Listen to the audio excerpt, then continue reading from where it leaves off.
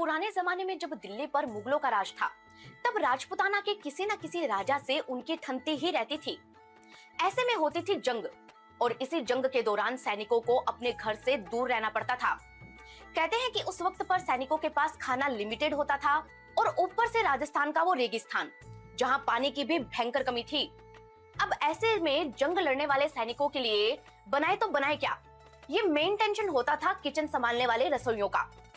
और दोस्तों, ऐसे में वो नए नए एक्सपेरिमेंट करते थे। कहते हैं कि इसी एक्सपेरिमेंट में उन्होंने बना दी राजस्थान की सबसे फेमस गट्टे की सब्जी।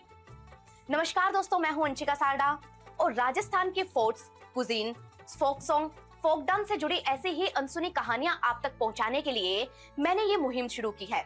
पुराने जमाने में होता ये था कि जब मारवाड़ के योद्धा जंग पर जाते थे, तब वो कई कई महीनों तक अपने किलों से दूर रहते थे।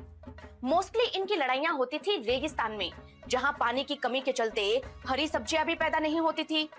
अब ऐसे में इन्हें चाहिए होता था वो खाना जो कई दिनों तक चल सके और बिना गर्म किए भी खाया जा सके। और तब ये लोग बनाते थे जगरे की बाटी, कैर सांगरी की सब्जी और दाल बाटी चूरमा। अब वैसे तो जंग के दौरान सैनिकों के पास खाने पीने के लिमिटेड ही सामान होते थे, लेकिन बेसन, मसाले और घी जैसी चीजों को तो ये साथ ही रखते थे। इसलिए एक दिन कुछ रसोइयों ने मिलकर बेसन और मसाले मिलाकर आटा गूंथा, उन्हें ही गोल गोल काटा और गट्टे बनाए। वो खाने में टाइट ना हो, इसलिए उन्हें पानी में उबाल कर सॉफ्ट बनाया, और इसी से बना दी गट्टे की सब्जी। ये सब्जी खाने में इतनी अच्छी थी कि जंग खत्म होने के बाद इसे रॉयल किचन में शामिल कर लिया गया। सैनिकों के लिए तो ये सिर्फ लहसुन प्याज में बनती थी, लेकिन राजा महाराजाओं की बारी आई तो इसमें मावा और ड्राई फ्रूट्स की स्टफिंग भी की जाने लगी। दोस्तों, आज भी ऐसा ही होता है। गट्टे की सब्जी दो तरीकों से बनती है। एक सब्जी में सिंपल गट्टे होते हैं, जिन्हें लहसुन प्याज की ग्रेवी के साथ और खड़े मसालों के साथ तैयार किया जाता है।